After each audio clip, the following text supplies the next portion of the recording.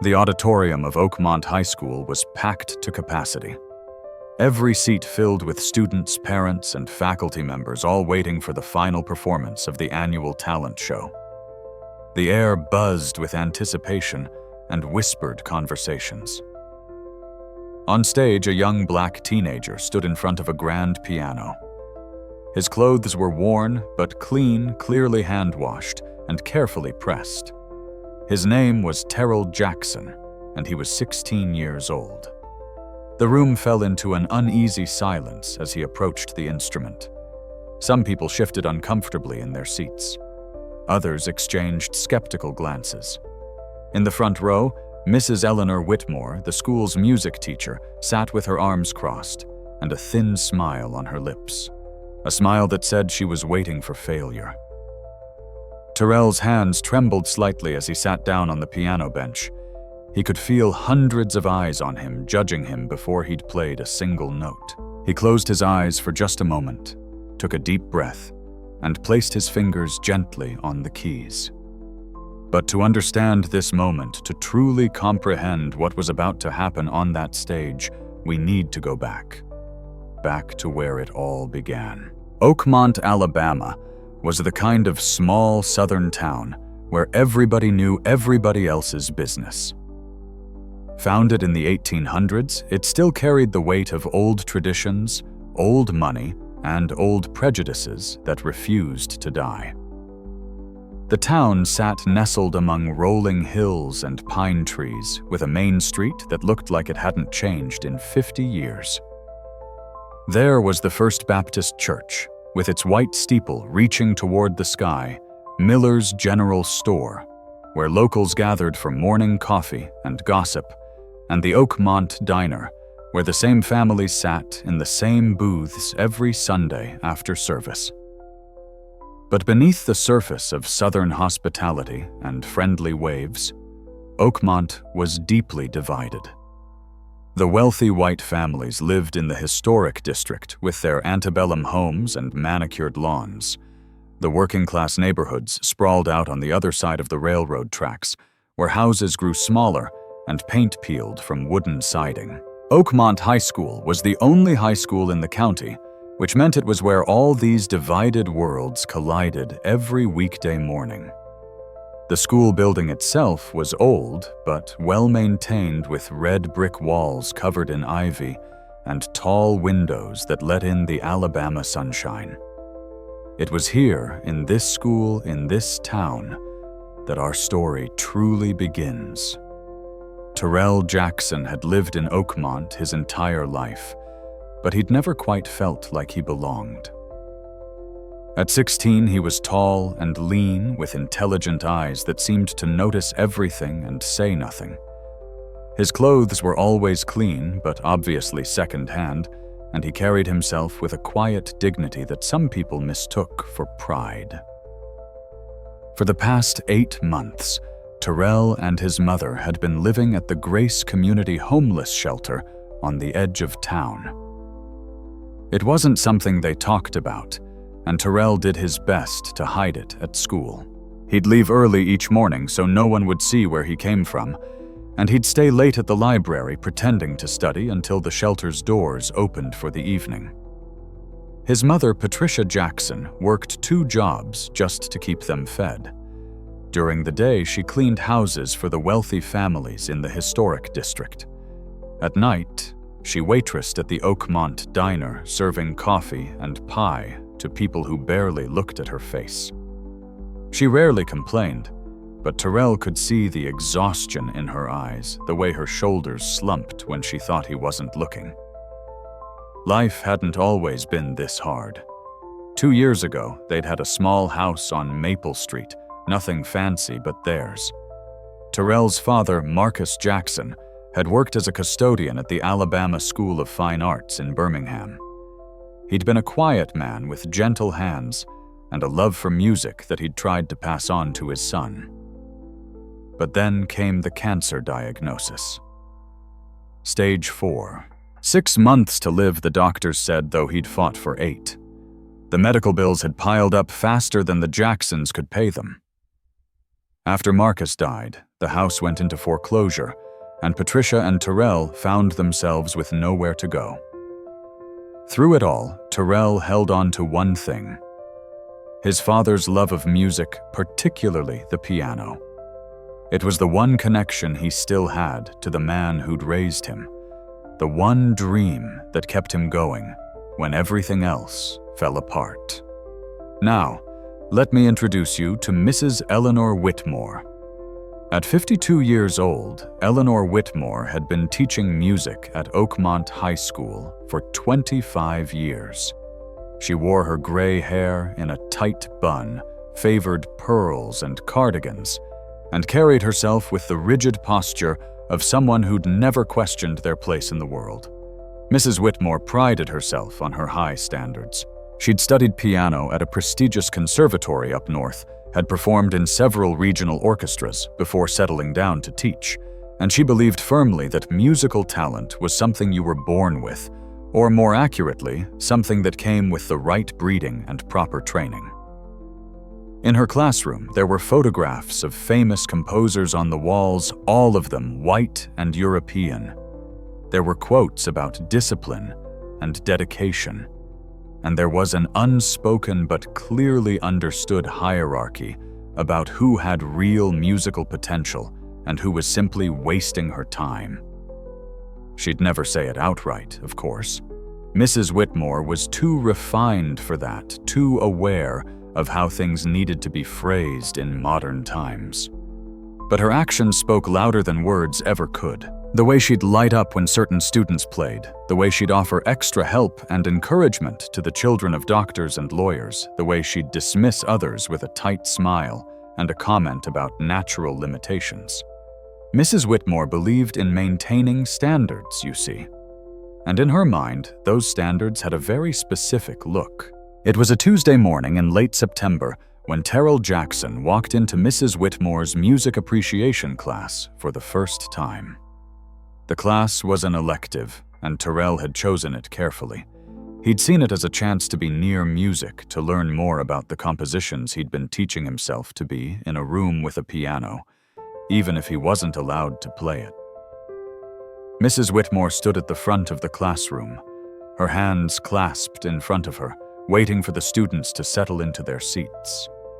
Her eyes scanned the room with practiced efficiency, noting who was present, who was late, and who didn't belong.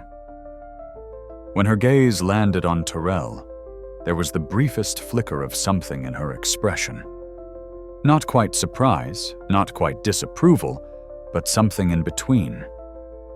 She recovered quickly, her face settling back into professional neutrality. "Good morning, class," she began, her voice crisp and clear. "Welcome to Music Appreciation. I trust you're all here because you have a genuine interest in understanding the finer points of classical composition." She walked slowly between the rows of desks, her heels clicking against the floor. "This is not an easy class. I don't believe in participation trophies or inflated grades. You will earn everything you receive in this classroom through hard work and dedication." Terrell listened intently, his notebook already open, his pen ready. He was excited, genuinely excited to be here. Mrs. Whitmore began taking attendance, calling out names from her list. Sarah Mitchell, here. Christopher Davis. Present, ma'am. Jennifer Hayes, here. She continued down the list until she reached a name that made her pause. Terrell. She squinted at the paper. Jackson. Here, Terrell said, raising his hand slightly. Mrs. Whitmore looked at him over the rim of her reading glasses. Jackson, she repeated, as if testing the name in her mouth.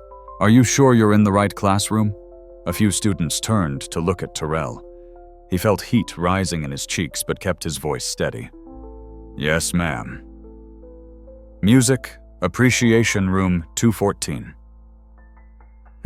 Was all she said, making a mark on her paper before moving on to the next name. It was a small thing, barely noticeable to most of the class. But Terrell noticed, and something in his gut told him this was only the beginning. Over the next few weeks, a pattern emerged. When Terrell raised his hand to answer a question about Bach's fugues, Mrs. Whitmore would glance past him as if he were invisible, calling instead on Sarah or Christopher or any of the other students whose parents she knew from church. When he submitted his essay on the evolution of the sonata form, thoroughly researched and carefully written, she returned it with a C+ and a note that said adequate but lacking depth of understanding. When other students asked questions, she'd respond with patience and encouragement, taking time to explain complex concepts. When Terrell asked questions, her answers were clipped and dismissive, her tone suggesting he should already know these things. The other students began to notice too. Some felt uncomfortable with it, but said nothing. Others took it as permission to treat Terrell the same way. He became invisible in that classroom present, but ignored there, but not really there. Terrell endured it all in silence. He'd learned early in life that complaining about unfairness rarely changed anything, so he kept his head down, did his work, and tried to absorb whatever knowledge he could despite the hostile environment. But everything changed on a Friday morning in late October. Mrs. Whitmore had been lecturing about the importance of proper piano technique, demonstrating on the classroom's upright piano as she spoke. True mastery of the piano. She explained her fingers moving delicately over the keys requires years of dedicated study. It requires discipline that must be instilled from childhood. It requires the right foundation. She played a simple Mozart sonata, her technique precise, if uninspired. Of course, she continued turning back to face the class. Some people believe that musical ability is somehow innate, that it can spring from nowhere without proper training or education. This is, of course, a romantic fantasy. Her eyes swept across the classroom and landed as if by accident on Terrell. In fact, she said a slight smile playing at the corners of her mouth. Perhaps we should test this theory. Mr. Jackson, why don't you come up here and show us what natural talent looks like? The classroom went silent. Every student turned to stare at Terrell. He felt his stomach drop. "Ma'am, I don't come now. Don't be modest, Mrs." Whitmore interrupted, her voice dripping with false encouragement. "Surely you must have some experience with the piano given your enthusiasm in this class. Come show us what you can do." It wasn't a request. It was a command dressed up in the language of opportunity. Terrell stood slowly, his legs feeling like lead. He could see it clearly now what she was doing. She was setting him up to fail to humiliate him in front of the entire class, to prove whatever point she'd already decided about him. As he walked to the front of the room, his mind raced. He could play. God, could he play? He'd been teaching himself for years, practicing in secret, studying the great composers until his fingers ached. He could sit down at that piano and play Chopin, Rachmaninoff, Beethoven. He could show her exactly how wrong she was. But something stopped him. Some instinct, some deep knowledge that this wasn't the right moment, that showing his hand now would only invite more cruelty, more targeted attacks. This woman didn't deserve to hear him play. She didn't deserve to know what he was capable of. Terrell sat down at the piano bench, his hands hovering over the keys. He could feel Mrs. Whitmore standing behind him, could sense her satisfaction at having put him in this position. He placed his fingers on the keys and began to play. Badly. He hit wrong notes, used clumsy fingering, played with no expression or dynamics. He made himself sound like exactly what she expected an untrained student with no business being in her classroom.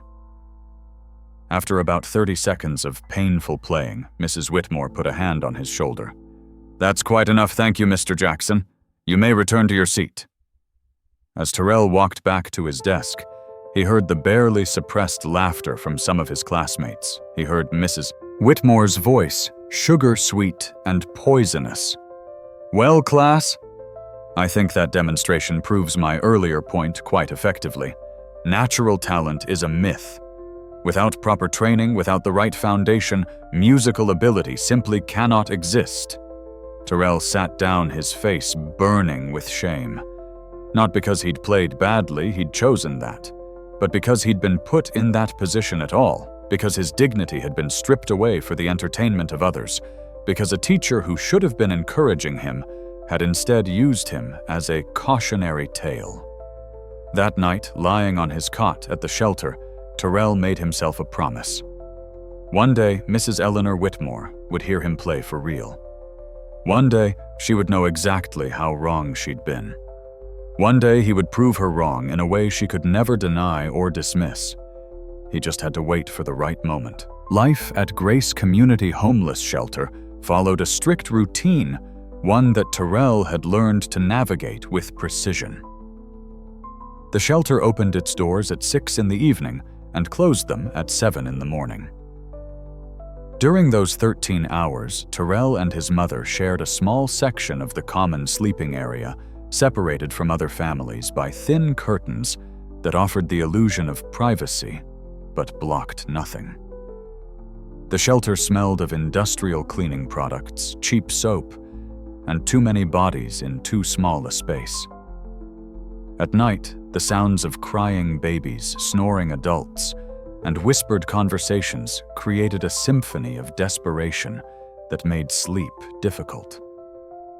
Terrell would lie awake on his cot, staring at the water-stained ceiling tiles, thinking about the house on Maple Street they'd lost.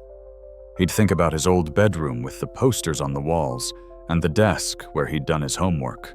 He'd think about Sunday dinners when his father would cook his famous barbecue ribs, and they'd eat together as a family, talking about their week, making plans for the future. Those memories felt like they belonged to someone else's life now. His mother would leave for her first job at 5:30 in the morning before the shelter even kicked them out. Terrell would wait until 7, then walk the 3 miles to school, timing it perfectly so he'd arrive just as the buses did, blending in with the other students so no one would question where he'd come from. After school, he couldn't go home because there was no home to go to. So he'd head to the Oakmont Public Library, a beautiful old building with tall windows and the smell of old books that reminded him of better times.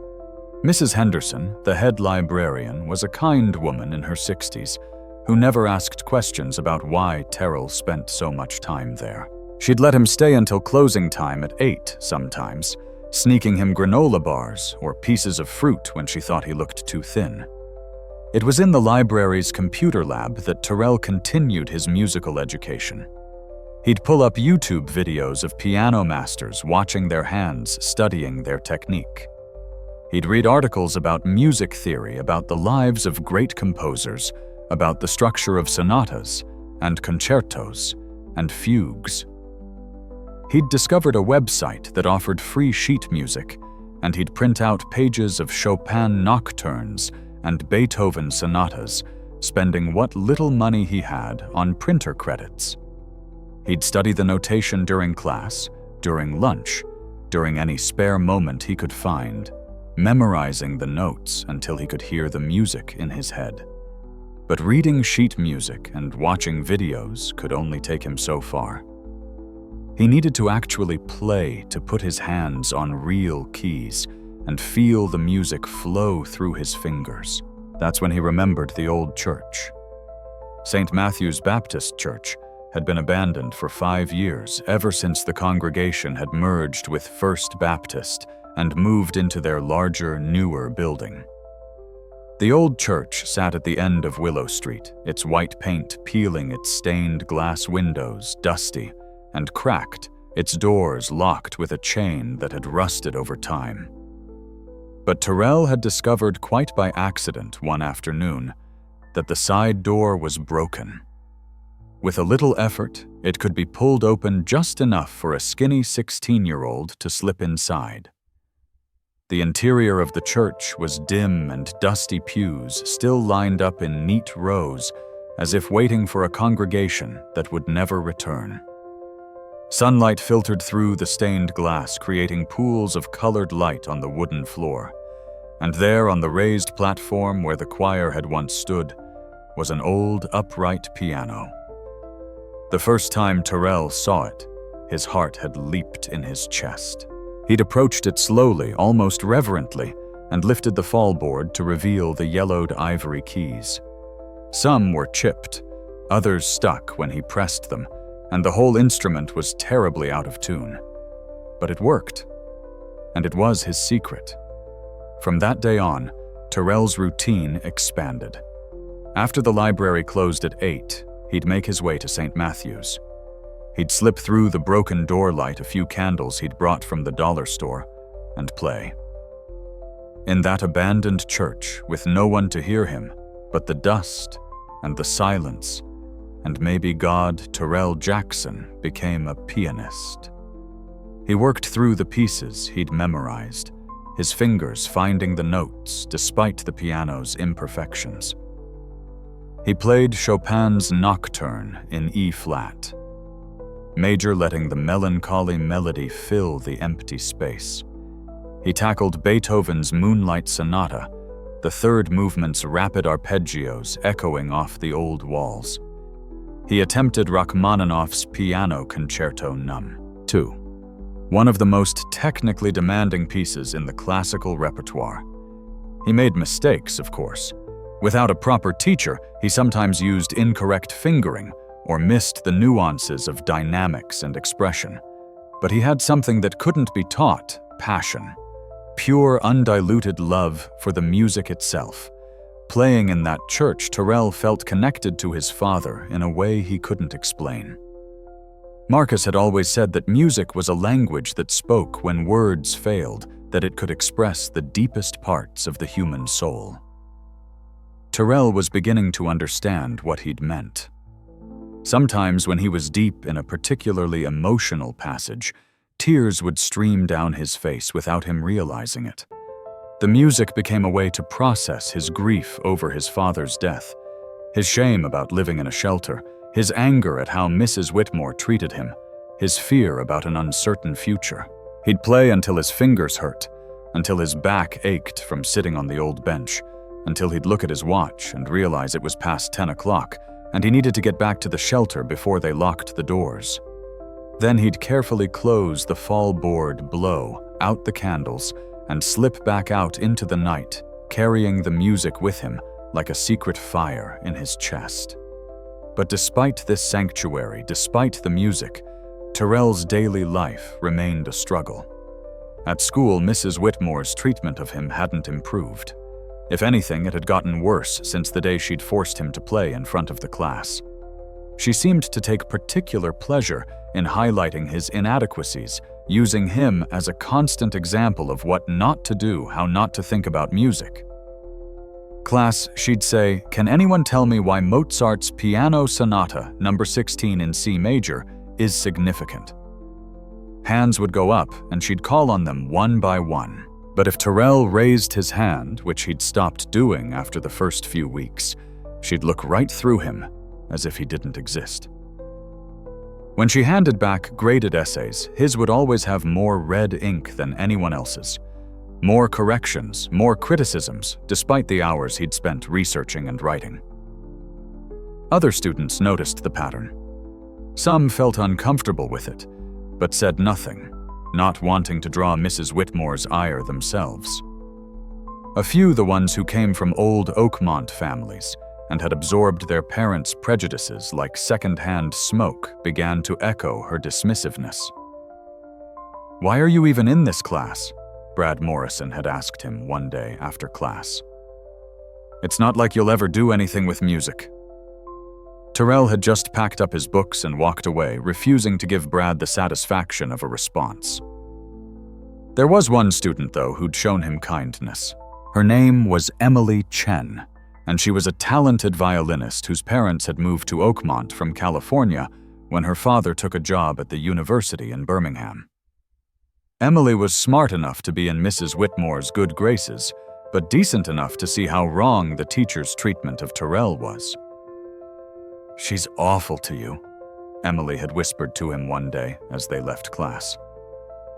"It's not right." "It is what it is," Terrell had replied with a shrug, not wanting to talk about it. "But it's not fair," Emily insisted. "You always know the answers. Your essays are actually good. She just refuses to see it." Terrell had appreciated Emily's concern, but fairness wasn't something he expected anymore. Life had taught him that fairness was a luxury, not a guarantee. His mother knew about the situation at school, though Terrell tried to spare her the worst details. One evening at the shelter, as they sat together on Patricia's cot, sharing a fast food dinner that she'd brought home from the diner, she'd asked him how school was going. "Fine," he'd said automatically. Patricia had given him a look that said she knew he was lying. "Terrell Marcus Jackson, I've been your mother for 16 years. I know when you're just telling me what I want to hear." Terrell had sighed, picking at his French fries. "There's a teacher, music teacher. She doesn't think I belong in her class." "Because of money?" Patricia had asked gently. Because of everything Terrell had said. His mother had been quiet for a long moment, and when Terrell looked up, he saw tears in her eyes. "Baby, I'm so sorry. I'm sorry you have to deal with people like that. I'm sorry I can't give you better than this." She gestured at the shelter around them. "Mom, no," Terrell had said, quickly taking her hand. "This isn't your fault. None of this is your fault. You're working yourself to death to take care of us. Your father," Patricia had said, her voice breaking slightly, "your father would be so proud of how strong you are, how you keep going even when things are hard. You're just like him." You know that Terrell had felt his own eyes welling up. "I miss him, Mom." "I know, baby. I know. I miss him too." She'd pulled Terrell into a hug, holding him tight the way she used to when he was little, and had scraped his knee or had a bad dream. "But you listen to me. Don't let that teacher or anyone else make you feel like you're less than what you are. Don't let them break you. You're brilliant, Terrell. You're talented and smart and kind, and anyone who can't see that is blind." "Sometimes I wonder if she's right," Terrell had admitted quietly. "Maybe I don't belong in that world. Maybe I'm fooling myself thinking I could ever be good enough." Patricia had pulled back, holding Terrell by the shoulders and looking him straight in the eye. "Don't you dare let them make you doubt yourself. Your daddy used to say that talent doesn't come from how much money your family has or what neighborhood you live in. It comes from here." She'd placed her hand over Terrell's heart. "And you've got more heart than anyone I know." That conversation had stayed with Terrell, becoming a source of strength when Mrs. Whitmore's treatment wore him down. But the hardest part wasn't the teacher's cruelty. It was the loneliness. Terrell had friends, casual acquaintances, who he'd eat lunch with sometimes or study with in the library. But he couldn't let anyone get too close, couldn't risk them finding out about the shelter, about his real life outside of school. When classmates talked about weekend plans or complained about their parents, Terrell would smile and nod, but never contribute his own stories. When they invited him to hang out after school, he'd make excuses about having to help his mother with errands or having too much homework. The isolation was exhausting. He was surrounded by people all day, but deeply alone, carrying secrets that grew heavier with each passing week. Only in the abandoned church, alone with the piano, did Terrell feel like he could truly be himself. Let me take you back even further to help you understand how Terrell Jackson became the pianist he was. When Terrell was 8 years old, his father Marcus worked as a custodian at the Alabama School of Fine Arts in Birmingham. It was a 40-minute drive from Oakmont, and Marcus would leave early in the morning and return late at night. But he'd always said he loved the job. "I get to be around music all day," Marcus would tell his son. "Sure, I'm mopping floors and emptying trash cans, but I'm doing it while kids are practicing Beethoven and Mozart." Not many janitors can say that. Sometimes during school breaks, Marcus would bring young Terrell to work with him. While Marcus cleaned classrooms and hallways, Terrell would sit quietly in the corner, watching the music students practice, mesmerized by the sounds that filled the building. It was during one of these visits that Terrell first heard someone play the piano.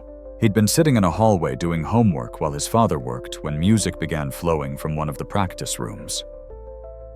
Curious 8-year-old Terrell had crept closer, peering through the small window in the door. Inside, a teenage girl with long black hair sat at a grand piano, her fingers dancing across the keys with effortless grace. She was playing something fast and complex, something that seemed to tell a story of joy and sorrow all at once. Terrell had stood there for nearly an hour, completely transfixed, watching her play. When she finally finished and left the room, Terrell had slipped inside. The piano sat there massive and beautiful, and Terrell had approached it like it was something sacred. He'd touched one key, just one. The sound it made had resonated through his entire body. That's when he'd heard a voice behind him. "You like that sound?" Terrell had spun around, terrified he was in trouble. Standing in the doorway was an elderly black man with white hair and kind eyes. He was wearing a custodian's uniform, just like Marcus. "I'm sorry," young Terrell had stammered. "I didn't mean to relax, son," the man had said with a gentle smile. "I'm not going to get you in trouble. I'm Raymond Hayes. I work here with your daddy." "I'm Terrell," he'd said quietly. Mr. Raymond had walked into the room, moving slowly with the careful steps of someone whose knees didn't work quite right anymore. "You ever played a piano before, Terrell?" "No, sir. Would you like to?" Terrell's eyes had widened. "Really? Really?" Mr. Raymond had said, sitting down on the piano bench and patting the space next to him. "Come here." That had been the beginning. Over the next 4 years, whenever Marcus brought Terrell to work, Mr. Raymond would give him impromptu piano lessons. They couldn't do it during school hours, of course, but during breaks and summers, in those quiet moments when no one else was around, Mr. Raymond would teach young Terrell the basics. How to sit at the piano, how to curve his fingers, how to read sheet music, how to understand the relationship between the notes on the page and the sounds they produced. "Music is mathematics, and magic all at once," Mr. Raymond would say. "It's got rules and structure, but it's also got soul. You need both." Mr. Raymond had been a professional pianist once, years ago, before arthritis had twisted his fingers and made playing impossible. He'd taken the custodian job at the music school just to be near the instruments he could no longer play. "I'm teaching you what I can't do anymore," he'd told Terrell. "I'm giving you what life took from me. You take that gift seriously, you hear?" "Yes, sir," Terrell had promised. But then when Terrell was 12, 2 devastating things happened almost simultaneously. First, Mr. Raymond passed away in his sleep. A heart attack, sudden and unexpected. Terrell had cried for days, mourning not just the loss of a teacher, but the loss of someone who'd seen potential in him when no one else had. Second, Marcus was diagnosed with cancer. The tumor was in his pancreas, one of the deadliest kinds. The doctors in Birmingham said it was too advanced for surgery, too aggressive for treatment to make much difference. They gave him 6 months. Marcus had fought hard. He'd undergone chemotherapy that left him weak, and sick radiation treatments that burned his skin, endless hospital visits that drained their savings, and then some. Patricia had taken on extra shifts, borrowed money from everyone she could, sold everything that wasn't essential. But cancer doesn't care about fighting spirit or loving families or unpaid medical bills. Marcus lived 8 months after the diagnosis, 2 more than the doctors had predicted. Toward the end, when he was confined to a hospital bed in their living room, when morphine was the only thing keeping the pain at bay, he'd called Terrell to his side. "Come here, son." Marcus had whispered, his voice weak but urgent. Terrell had sat on the edge of the bed, taking his father's hand. It felt so small and fragile, nothing like the strong hands that had taught him to ride a bike and throw a football. "I need you to promise me something," Marcus had said. "Anything, Dad. Don't give up on the music. I know things are going to be hard after I'm gone. I know your mama's going to struggle, but don't give up on what Mr. Raymond taught you, on what you've been learning. Music was the best thing in my life, besides you and your mother. Promise me you'll keep it alive." Terrell had been crying, tears streaming down his face. "I promise, Dad. I promise." "That's my boy," Marcus had whispered, squeezing Terrell's hand with what little strength he had left. "Make me proud, son. Show the world what you can do." 3 days later, Marcus was gone. The funeral had been small, attended mostly by neighbors and a few of Marcus's co-workers from the music school. Mrs. Whitmore, ironically, had been there too, representing Oakmont High School's music department, though she'd never known Marcus personally and had no idea that his son would one day sit in her classroom. After the funeral, the bills had continued to pile up. The hospital, the hospice care, the funeral itself, it all cost money they didn't have. The medical debt collectors called constantly. The mortgage payments fell behind. Patricia had tried everything to keep the house working, 70-hour weeks, applying for assistance programs, begging the bank for extensions. But it wasn't enough. 6 months after Marcus died, they received the foreclosure notice. Terrell had come home from school one day to find his mother sitting on the floor of their living room, surrounded by boxes, crying so hard her whole body shook. "Mom," he'd said, dropping his backpack. "Mom, what's wrong?" She'd just handed him the notice, unable to speak. They'd had 30 days to leave. Those 30 days had been a blur of packing, selling, donating, and grieving. They'd sold most of their furniture, kept only what they could fit in their car, and said goodbye to the only home Terrell had ever known. The Grace Community Homeless Shelter had been their last resort, the bottom of a fall they'd never imagined they could take. Now, 2 years later, living in that shelter, Terrell held on to his father's memory through the only thing he could, the music. Every night when he played in the abandoned church, he imagined his father listening, imagined him nodding along, imagined making him proud.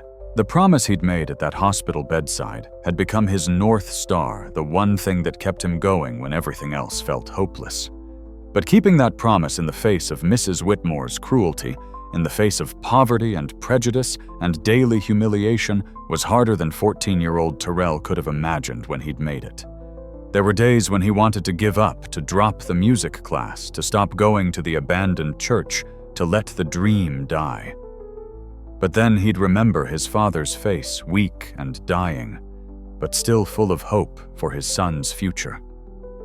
He'd remember Mr. Raymond's arthritic hands showing him the correct fingering for a chord. He'd remember the promise. And he'd keep going. It was a Monday morning in early November when everything changed. Terrell was sitting in Mrs. Whitmore's class, only half listening as she droned on about the Baroque period when the classroom door opened and Principal Davis stepped inside. Principal James Davis was a tall man in his late 50s with graying hair and a kind smile. Unlike some of the faculty at Oakmont High, he'd always treated all students equally, and he had a reputation for being fair. "Excuse the interruption, Eleanor," he said to Mrs. Whitmore. "I have an announcement I'd like to make to your class." Mrs. Whitmore nodded. stepping aside with barely concealed annoyance at having her lesson interrupted. Principal Davis addressed the class with obvious enthusiasm. "Good morning, students. I'm here to tell you about an exciting opportunity. As many of you know, Oakmont High School has a long tradition of holding an annual talent show. This year, we're doing something special." He paused for effect, and Terrell found himself actually paying attention. The winner of this year's talent show will receive a $5,000 scholarship donated by an anonymous benefactor in our community. This scholarship can be used for college vocational training or any educational pursuit the winner chooses. The class erupted in excited whispers. $5,000 was a life-changing amount of money for most of these students. For Terrell, it was almost unimaginable. The talent show will be held the first Friday of December. Principal Davis continued. "Sign-ups are open starting today. We encourage all of you to participate and show us what you can do.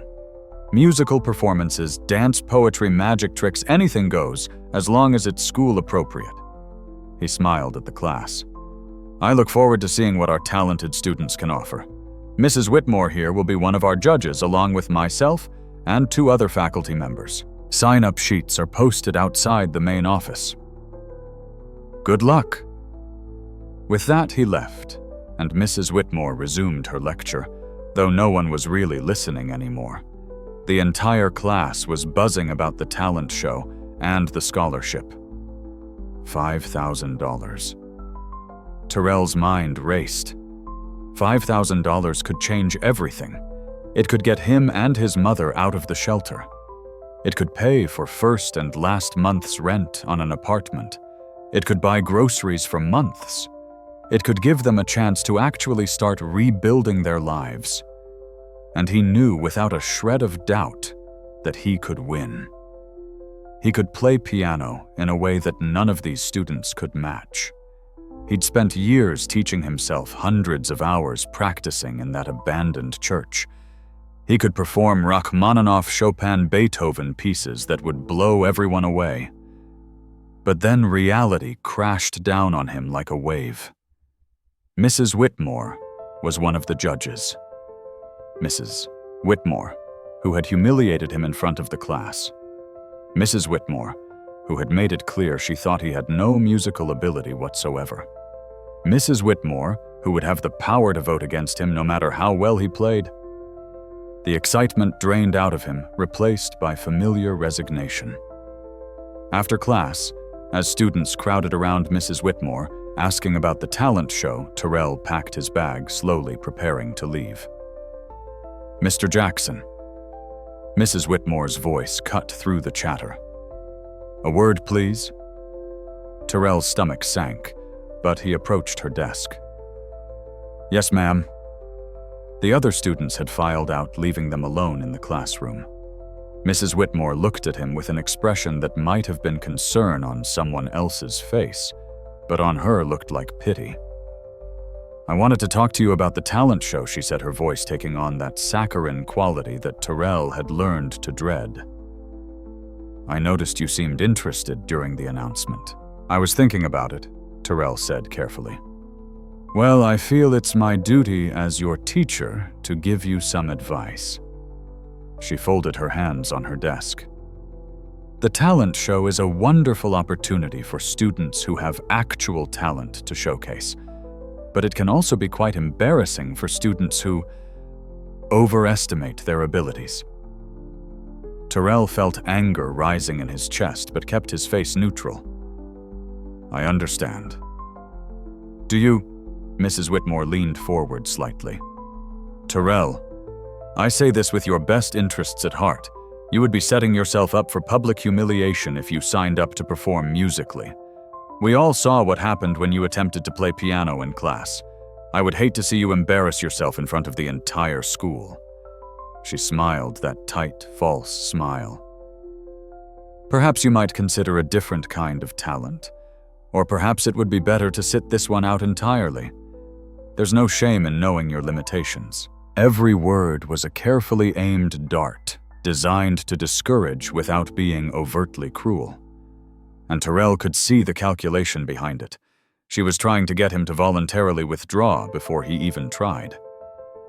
"I appreciate the advice, Mrs. Whitmore," Terrell said, his voice even, despite the fury burning inside him. "I'll think about it." "Good," she said, already turning her attention to the papers on her desk. "That's all. You may go." Terrell left the classroom, his hands shaking with suppressed emotion. That night at the shelter, Terrell couldn't sleep. He lay on his cot, staring at the ceiling, Mrs. Whitmore's words echoing in his head. Overestimate their abilities. Public humiliation. Know your limitations.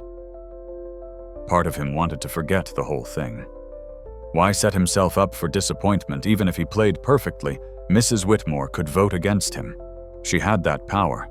And the scholarship would go to someone else, someone she deemed more worthy. But another part of him, the part that sounded like his father's voice, was saying something different. Show the world what you can do. Make me proud. Don't let them break you. Around 2 a.m, Terrell quietly got up and went to the shelter's common area, where a few people were still awake, unable to sleep. He found a quiet corner with his backpack and pulled out a notebook. He began writing down every piece of music he knew how to play, every sonata and concerto and nocturne he'd memorized. He evaluated each one honestly, which would be most impressive, which would showcase his skills best, which would be impossible to deny or dismiss. His pen kept returning to one piece, Rachmaninoff's Piano Concerto No. 2. It was one of the most technically demanding and emotionally powerful pieces in the classical repertoire. The second movement alone, which he could perform in about 15 minutes, was a journey through melancholy hope, passion, and triumph. It required not just technical skill, but emotional depth, the ability to make the piano sing. If he could perform that piece well, even Mrs. Whitmore couldn't deny its difficulty or his ability. But it was risky. The piece was so challenging that even accomplished pianists struggled with it. If he made mistakes, it would be obvious. If he failed, it would be a spectacular failure. Terrell sat there in the dimly lit common area of the homeless shelter, pen in hand, and made a decision. He was going to do it. He was going to sign up for the talent show. He was going to perform Rachmaninoff's Piano Concerto No. 2. And he was going to show everyone, Mrs. Whitmore, his classmates, the whole school, exactly who Terrell Jackson really was.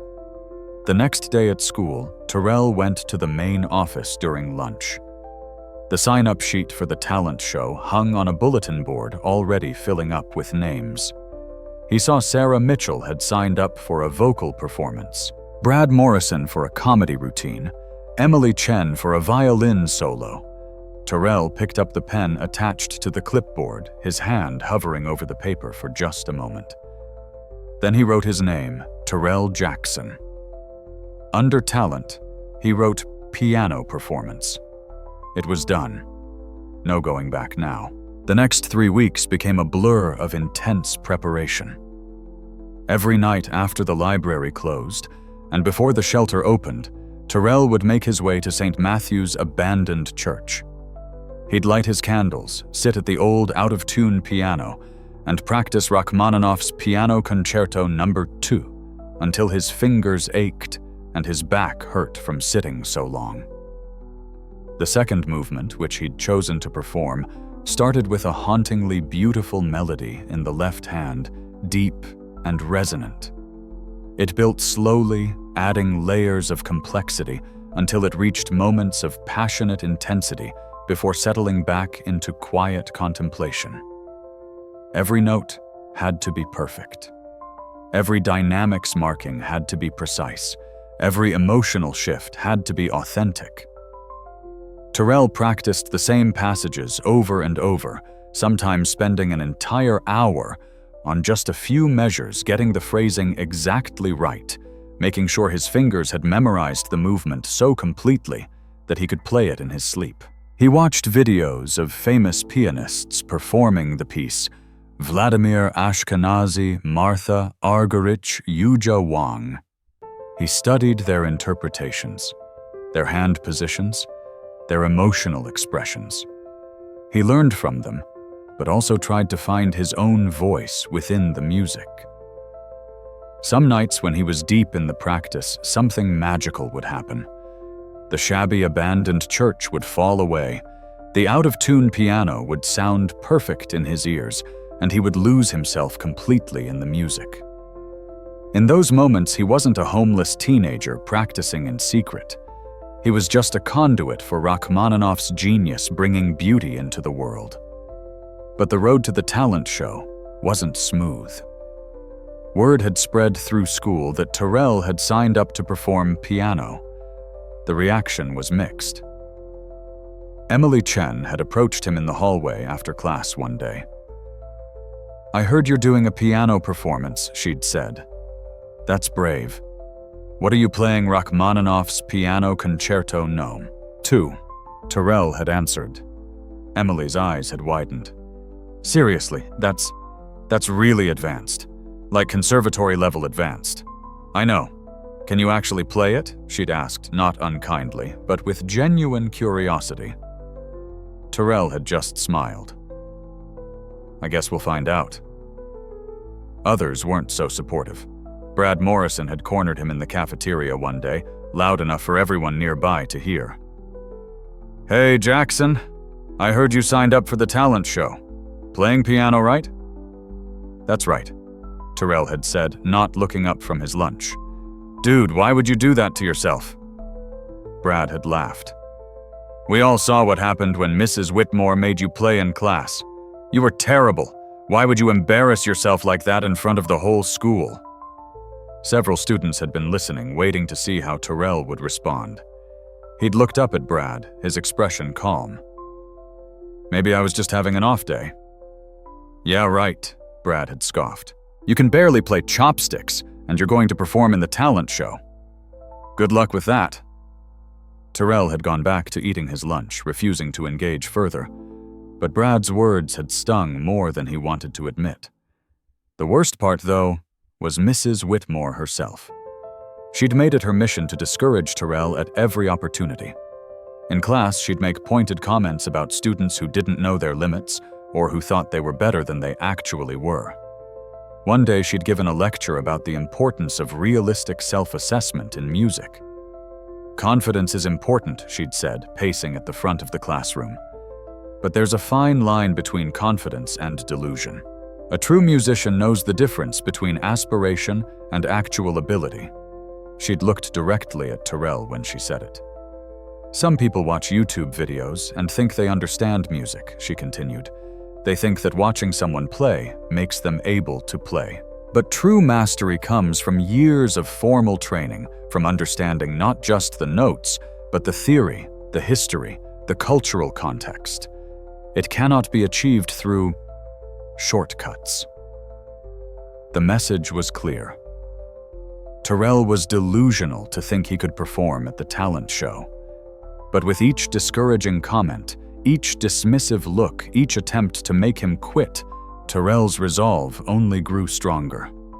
He thought about his father, about the promise he'd made. He thought about Mr. Raymond, who'd given him the gift of music when he had nothing else. He thought about his mother working herself to exhaustion, who deserved so much better than a cot in a homeless shelter.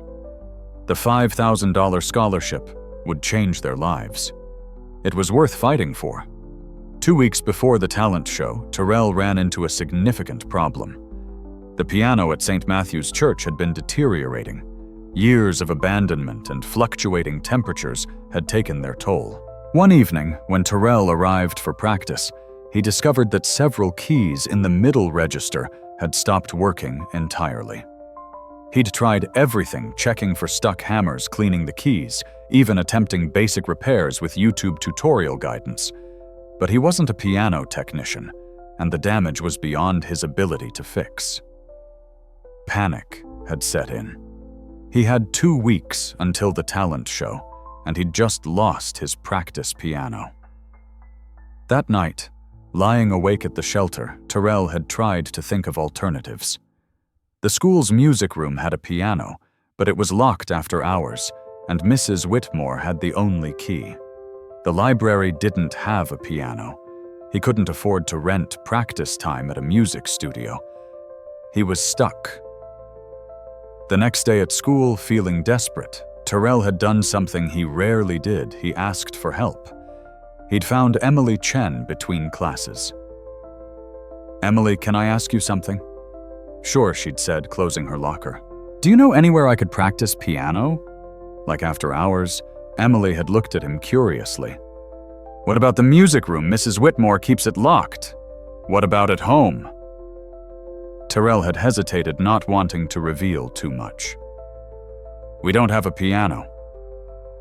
Emily had thought for a moment, then her face had brightened. "My church, First Methodist, over on Oak Street. They have a piano in the basement fellowship hall. I take violin lessons there sometimes. I could probably get you a key." Terrell had felt a wave of relief. "Really? You'd do that?" "Of course," Emily had said. "I'll talk to Pastor Williams. He's really cool about letting people use the space. Give me a day or two." True to her word, Emily had come through. 2 days later, she'd handed Terrell a key to the church's side entrance. "Pastor Williams said you can use it whenever you want, as long as you lock up when you're done, and don't make too much noise after 10, she'd explained.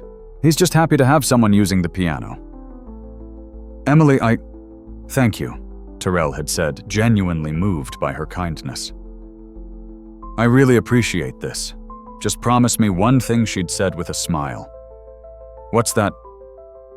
"Whatever you're planning to play at the talent show, make it amazing. Show everyone what you can really do." Terrell had smiled back. "I'll do my best." The piano at First Methodist was in far better condition than the one at St. Matthew's. It was in tune, all the keys worked, and the sound was rich and full. Terrell's practice sessions became even more intense. With only a week left before the talent show, Terrell had the piece memorized so completely that he could play it with his eyes closed. Every note, every dynamic marking, every emotional nuance was burned into his muscle memory. But memorization wasn't enough. The piece had to feel authentic, had to carry genuine emotion. It couldn't just be technically correct. It had to move people. Terrell thought about what the music meant to him. The opening movement's melancholy reminded him of the grief he still felt over his father's death. The building intensity reflected his anger at injustice, at poverty, at people like Mrs. Whitmore, who judged him without knowing anything about him. The triumphant passages represented hope, the belief that things could get better, that dreams were worth fighting for. He poured all of that into his playing, letting the music become a vehicle for everything he felt, but couldn't express in words. One night, practicing alone in the church basement, Terrell played through the entire piece without stopping. When he finished, he sat there in silence, tears streaming down his face, and knew he was ready. The night before the talent show, Terrell couldn't sleep. He lay on his cot at the shelter, going through the piece in his mind, his fingers moving slightly as he mentally played each note. He thought about everything that had led to this moment, his father's death, losing their home, Mrs. Whitmore's cruelty, the abandoned church, the promise he'd made. Tomorrow, everything would change. One way or another, after tomorrow, nothing would be the same.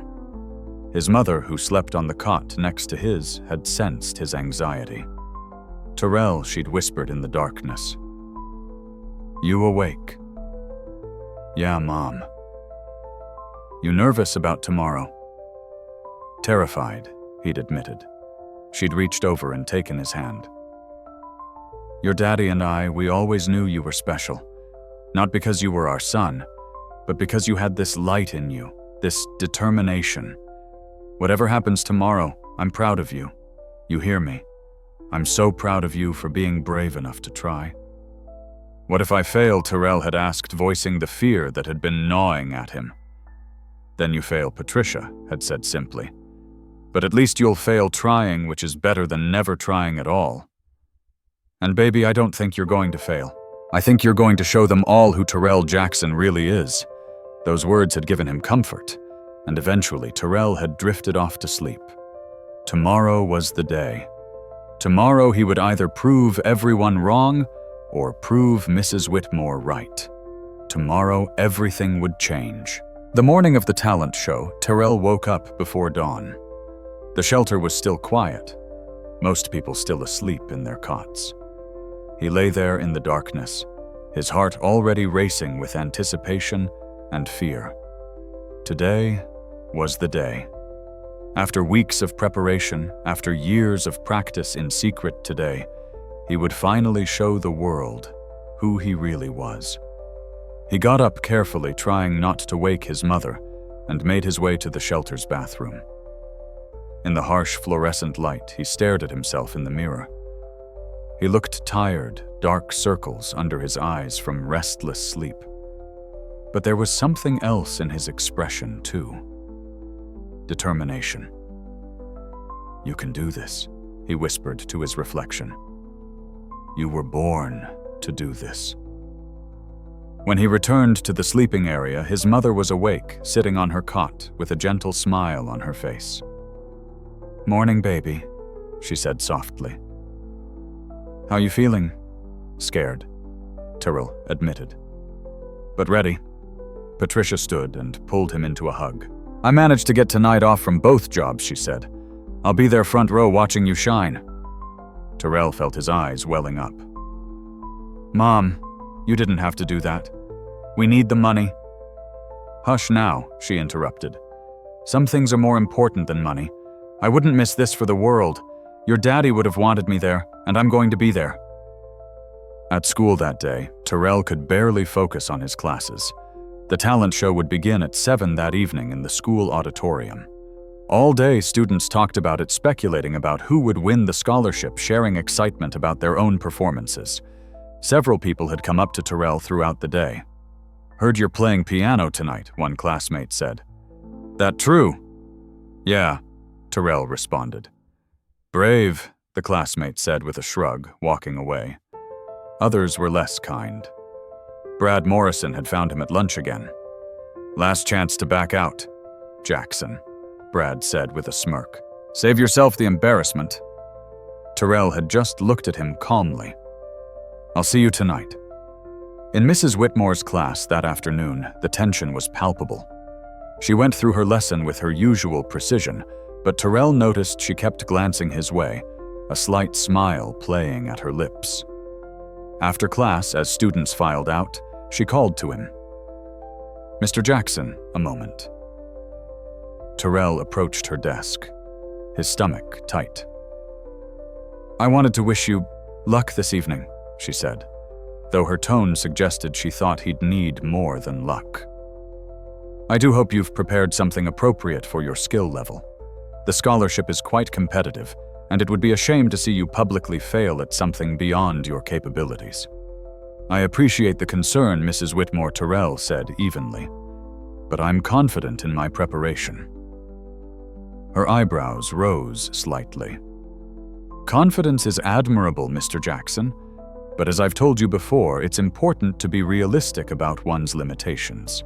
"Yes, ma'am," Terrell said. "Will there be anything else?" She waved him away dismissively. "No, that will be all.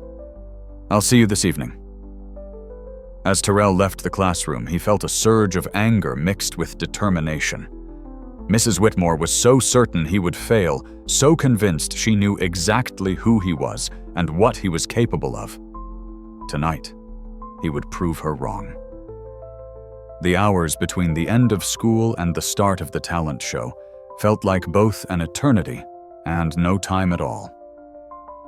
Terrell went to the public library to pass the time, but he couldn't focus on reading or homework.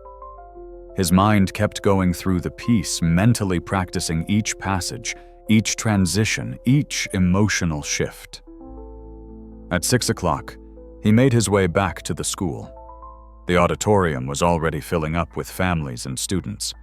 The backstage area buzzed with nervous energy as performers prepared. Terrell found a quiet corner backstage and sat down, closing his eyes and breathing deeply. He went through his mental preparation routine, the same one he'd done every night before practicing. He imagined the music flowing through him, imagined his fingers on the keys, imagined the audience falling silent as they listened. "Hey, Terrell." He opened his eyes to find Emily Chen standing there with her violin case. "Hey, Emily, you ready?" she asked, sitting down next to him. "As ready as I'll ever be. What are you playing?" "You never told me the specific piece. Rachmaninoff's Piano Concerto No. 2 Second Movement." Emily's eyes widened. "Seriously, that's incredibly difficult. Can you really play it?" Terrell smiled. "I guess you'll find out soon enough." She studied his face for a moment, then nodded. "I believe in you. Whatever happens tonight, I'm glad you're doing this." "Thanks, Emily. That means a lot." At 6:45, all the performers gathered backstage for the welcome address from Principal Davis.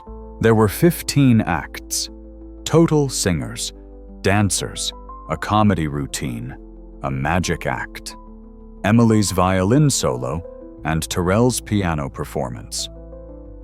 Principal Davis explained how the evening would work. Each performer would have up to 15 minutes. The judges himself. Mrs. Whitmore, the English teacher, Mrs. Rodriguez, and the art teacher, Mr. Chen, would evaluate based on originality, technical skill, and overall presentation. Remember, Principal Davis said, with an encouraging smile, "This is about celebrating our students' talents. Yes, there's a scholarship on the line, but more importantly, this is about showing our community what you're capable of. Be proud of yourselves for having the courage to get on that stage."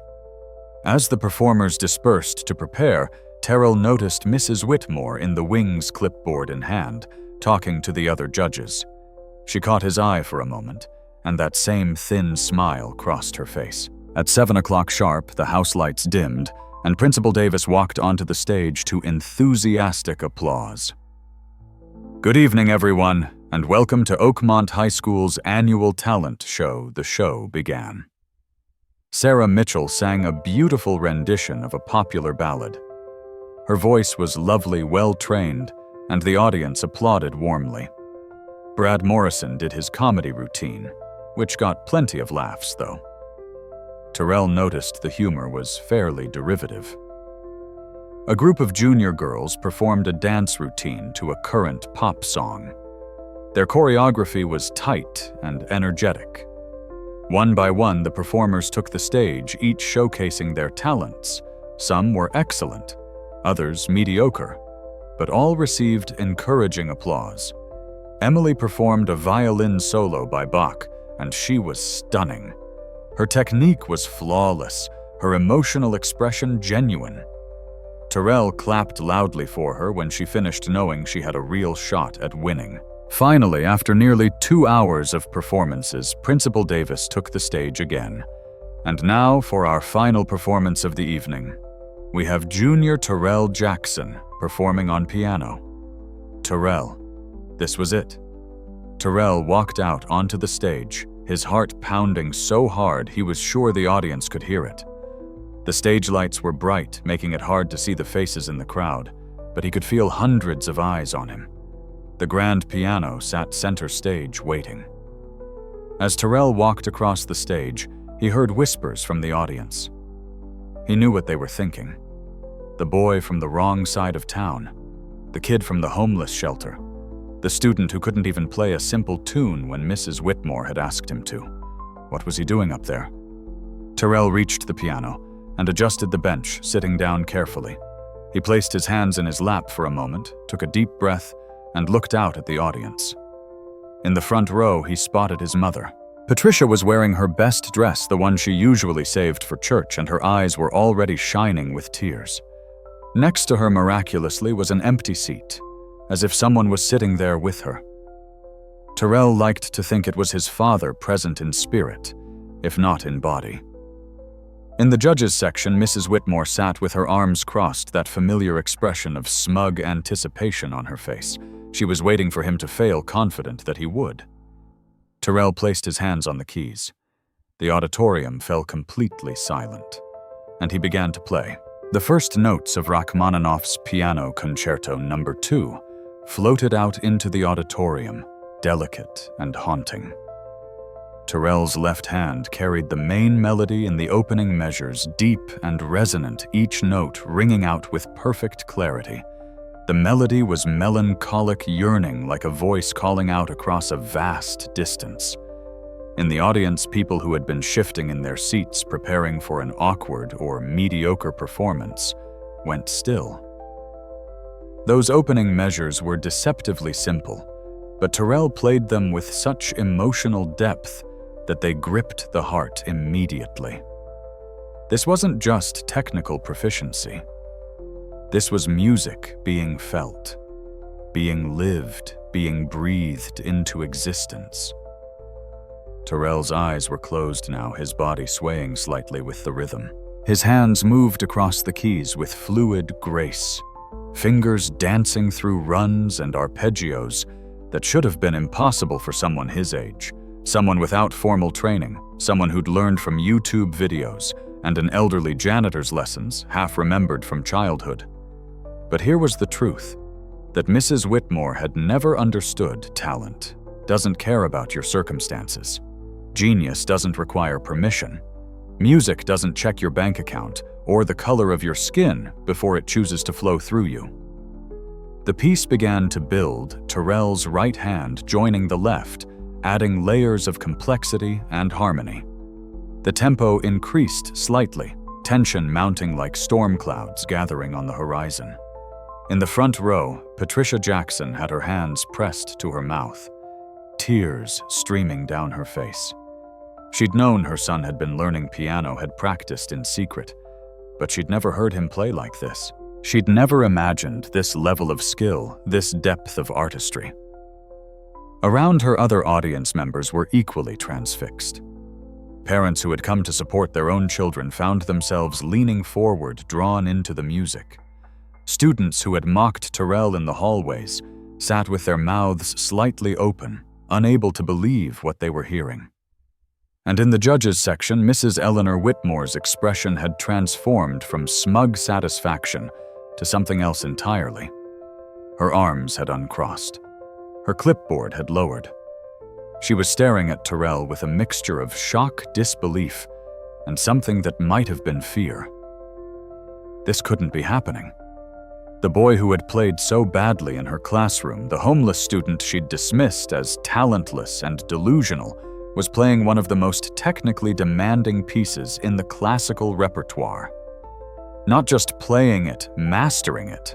The music swelled into the first major crescendo, Terrell's hands flying across the keys with breathtaking speed and precision. The notes cascaded like a waterfall, each one perfectly placed the rhythm, driving forward with irresistible momentum. This was the passage that separated amateurs from professionals.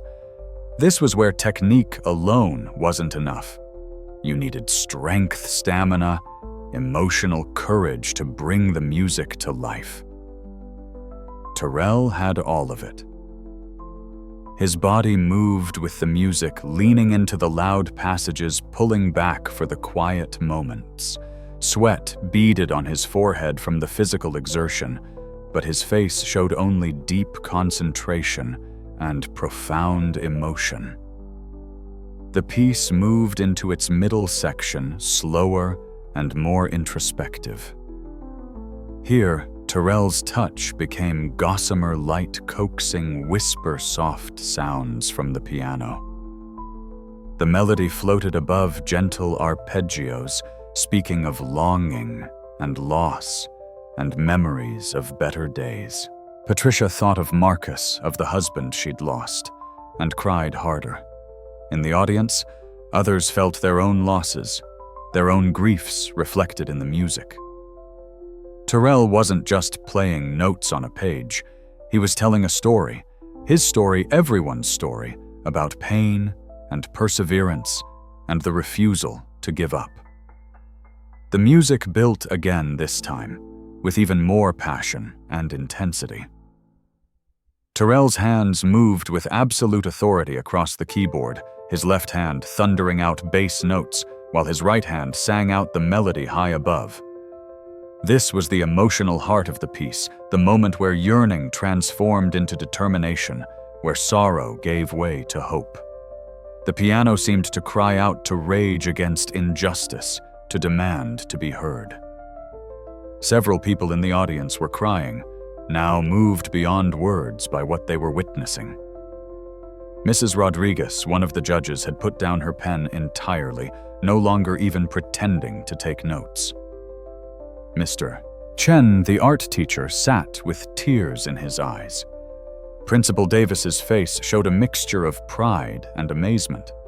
Only Mrs. Whitmore seemed conflicted, her face a war between the prejudice she'd held for so long and the undeniable evidence of her ears. She couldn't dismiss this. She couldn't explain it away. She couldn't pretend it wasn't happening. The piece moved toward its climax, the music building and building layers of sound piling on top of each other, creating a wall of gorgeous, overwhelming noise. Terrell's entire body was engaged now, leaning into the fortissimo passages, his arms moving with balletic grace. And then the final resolution. The music settled like a ship, finding calm waters after a storm. The melody returned, transformed now peaceful and accepting. Terrell's touch became gentle again, caressing the keys rather than attacking them.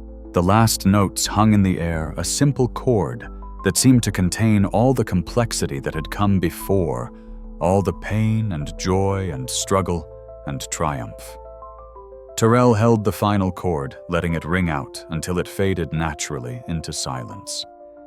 Then he lifted his hands from the keys and sat very still. For 3 full seconds, the auditorium was absolutely silent. Then someone started clapping. Then someone else. Then the entire auditorium erupted. People leaped to their feet, applauding wildly, many with tears streaming down their faces. The ovation was thunderous, overwhelming, unlike anything the annual talent show had ever seen. Students who had mocked Terrell were on their feet clapping. Teachers were applauding with tears in their eyes. Parents who didn't even know Terrell were cheering for him. Terrell stood and turned to face the audience, and the ovation grew even louder. His mother was crying so hard she could barely stand, but she was clapping harder than anyone, a huge smile on her face, despite the tears. Emily Chen was jumping up and down, screaming and applauding. Even the other performers backstage were clapping, acknowledging that they'd just witnessed something extraordinary. Terrell looked out at all of them, at the standing ovation, at the genuine emotion on people's faces, and felt something break open in his chest. For so long he'd been invisible, dismissed, looked down upon. And now, finally, they saw him. Really saw him. He bowed deeply, his own eyes wet with tears, and walked off the stage to continued thunderous applause. Backstage, Terrell was immediately surrounded by people wanting to congratulate him. That was incredible. Where did you learn to play like that? I had no idea you were that good. Emily pushed through the crowd and hugged him tightly. I told you I believed in you. That was amazing. Even some of the students who had been unkind to him came up to shake his hand, their earlier mockery forgotten or conveniently ignored. But Terrell barely heard any of it. His heart was still racing, adrenaline coursing through his body. He'd done it. He'd actually done it. Whatever happened with the scholarship, he'd proven to himself and everyone else that he belonged on that stage. Principal Davis's voice came over the sound system. Thank you to all our talented performers. The judges will now deliberate. We'll announce the winner in 15 minutes. Those 15 minutes felt like hours. Terrell found a quiet corner and sat down, suddenly exhausted. The emotional and physical toll of the performance was catching up to him. His hands were shaking, his back ached, and he felt like he might pass out. His mother found him there.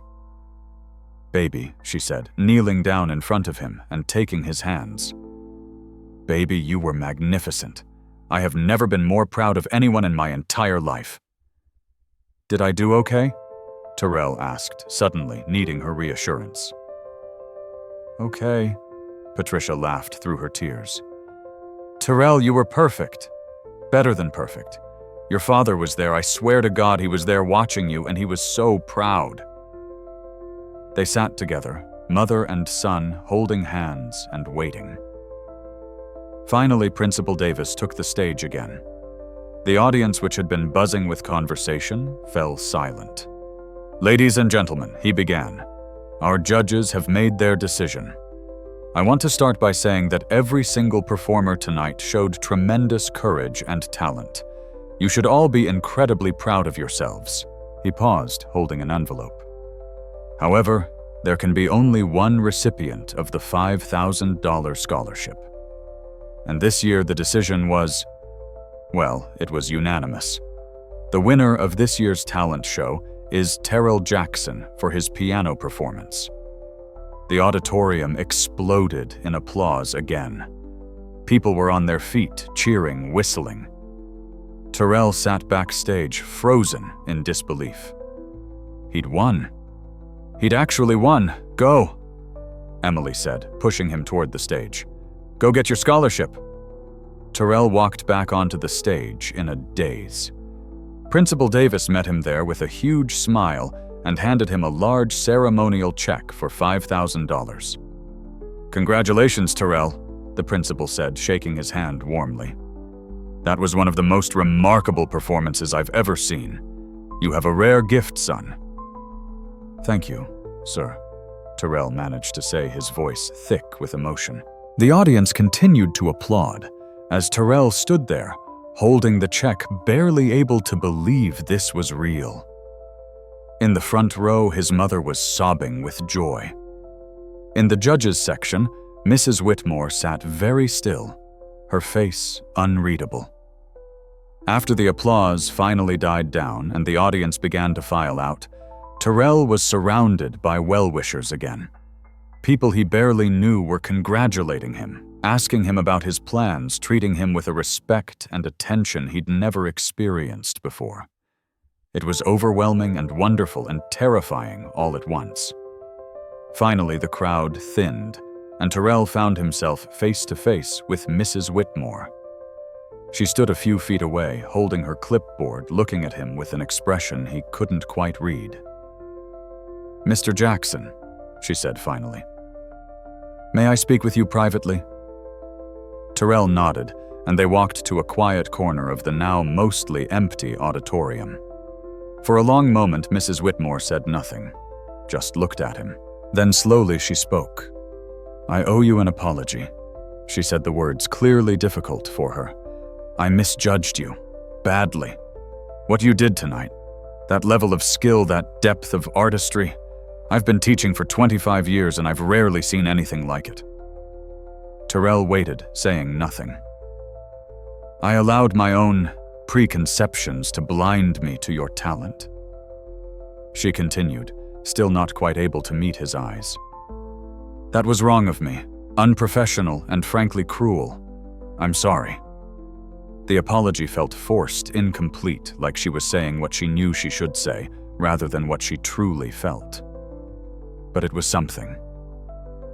"Thank you for saying that, Mrs. Whitmore," Terrell said quietly. "I appreciate it. May I ask?"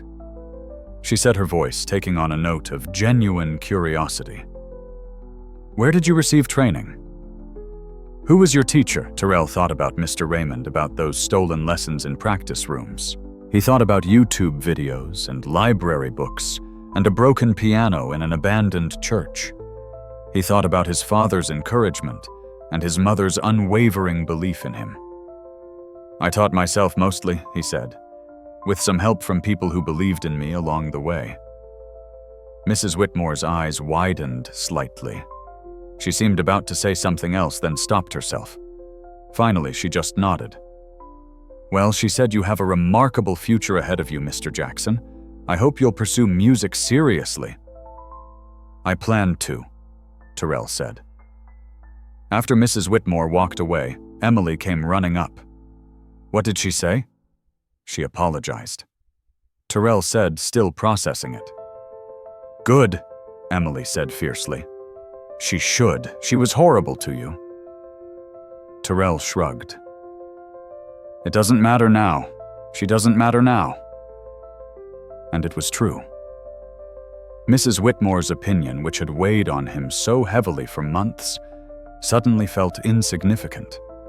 He'd proven everything he needed to prove, not to her, but to himself. 6 weeks later, Terrell Jackson walked into a modest apartment on the second floor of a building on Oak Street. It wasn't much: 2 bedrooms, a small kitchen, a living room with windows that let in the morning sun. The furniture was mostly second-hand. The carpet had seen better days, and the walls needed paint. But it was theirs. The $5,000 scholarship had been enough for first and last month's rent, a security deposit, and some basic furniture. Patricia had cried when they'd signed the lease, unable to believe they finally had a home again. "It's perfect," she'd said, walking through the empty apartment. "It's absolutely perfect." Now standing in their new living room, Terrell looked around at their modest but precious space. They'd been out of the shelter for 2 weeks, and he still sometimes woke up in the morning disbelieving that this was real. But even more significant than the apartment was what had happened in the weeks since the talent show. Word of Terrell's performance had spread beyond Oakmont High School. Someone had recorded it on their phone and posted it online, where it had gone viral. Within a week, it had been viewed millions of times, shared across social media platforms, featured on local news. The comments had been overwhelming. "This kid is incredible. Why isn't he at Juilliard? Proof that talent has nothing to do with money or privilege. I'm crying. This is beautiful." With that attention had come opportunities. A professor from the University of Alabama's School of Music had reached out, offering Terrell a full scholarship to attend their pre-college program. A local piano teacher, Mrs. Harriet Morrison, who had studied at a prestigious conservatory and taught several students who'd gone on to professional careers, had offered to teach Terrell for free. "That kind of talent deserves to be nurtured," she'd said when she'd called. "I'd be honored to work with you, Terrell."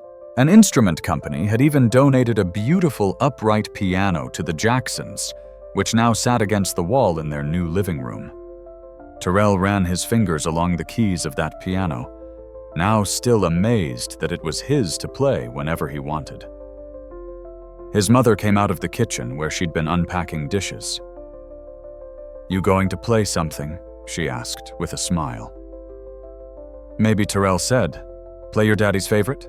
Patricia suggested. Terrell knew what she meant. He sat down at the piano and began to play Chopin's Nocturne in E-flat major, the piece his father had loved most. As the gentle, melancholic melody filled their new apartment, Terrell thought about the journey that had brought him here. The pain of losing his father, the humiliation of homelessness, the cruelty of Mrs. Whitmore, the lonely nights practicing in an abandoned church. All of it had led to this moment. He thought about the promise he'd made to his dying father to keep the music alive, to make him proud. He liked to think he'd fulfilled that promise, that somewhere Marcus Jackson was listening and smiling. The music flowed through Terrell's fingers, and for the first time in a long time, he felt something close to peace. When he finished playing, his mother applauded softly. "Beautiful, baby. Just beautiful," Mom Terrell said, turning to face her. "Thank you. For believing in me even when things were impossible. For working yourself to death to keep us going. For everything." Patricia came over and kissed the top of his head. "You don't have to thank me for that. That's just what mothers do. I'm just so glad to see you happy, to see you thriving." "Things are going to be different now," Terrell said. "I'm going to work hard, going to make something of myself. I'm going to take care of you the way you took care of me." "I know you will, baby," Patricia said. "I've always known." Over the next few months, Terrell's life transformed in ways he could barely comprehend. He started weekly lessons with Mrs. Morrison, who quickly became a mentor and advocate. She introduced him to other musicians, helped him navigate applications to music programs, and encouraged him to dream bigger than he'd ever allowed himself to before. "You could attend Juilliard," she told him during one lesson, "or Curtis, or any of the top conservatories in the country. You have the talent. We just need to build the technique and repertoire to match." The idea that seemed impossible just months ago now felt within reach. At school, Terrell's experience was entirely different. Students who had ignored or mocked him now wanted to be his friend. Teachers who had overlooked him now went out of their way to encourage him, even Mrs. Whitmore had changed her behavior, though Terrell suspected it had more to do with her not wanting to be seen as the teacher who'd tried to crush a prodigy than any real change of heart. Still, she treated him with respect, now even occasionally praising his contributions in class. Terrell had learned an important lesson through all of this: other people's opinions of you don't define your worth. Mrs. Whitmore had been wrong about him, catastrophically wrong, but her being wrong hadn't made him any less talented. Her being right about other things didn't make those things true. The only opinion that mattered was his own, and the effort he was willing to put in to achieve his dreams. One day, several months after the talent show, Terrell returned to St. Matthew's abandoned church. He stood outside the building where he'd spent so many nights practicing on a broken piano, where he'd cried and struggled and grown. The building looked the same, still abandoned, still slowly decaying. He slipped through the broken side door one last time and made his way to the old piano. Several more keys had stopped working now. In another year or two, the instrument would be completely unplayable. Terrell sat down on the bench and played a few notes on the keys that still worked. The sound was as out of tune and imperfect as ever. "Thank you," he said to the empty church, to the piano, to the ghosts of all those lonely practice sessions. "Thank you for giving me a place to become who I needed to be." Then he stood, walked out of the church, and closed the door behind him for the last time. He didn't need that place anymore. He had a real piano at home, a real teacher, real opportunities stretching out before him. But he would never forget what that abandoned church had given him: a refuge when he had nothing else, and a place to prove to himself that his dreams were worth fighting for. As Terrell walked down Willow Street back toward his new home, he thought about everything that had happened, everything he'd overcome. He thought about the kids, like him, the ones living in shelters or cars or crowded apartments, the ones who had talent, but no resources, dreams, but no clear path forward. He made himself another promise, one he would keep just as faithfully as the promise he'd made to his father when he made it, when he became the pianist and musician he was working to become. He would reach back and help those kids.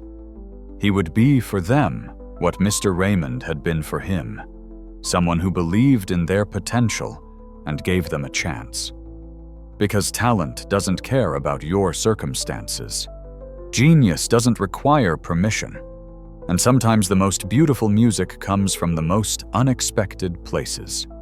Terrell Jackson walked home through the streets of Oakmont, Alabama, a young man with a future finally as bright as his talent. He'd proven everyone wrong who had doubted him. More importantly, he'd proven himself right. And his journey, the real journey, was just beginning.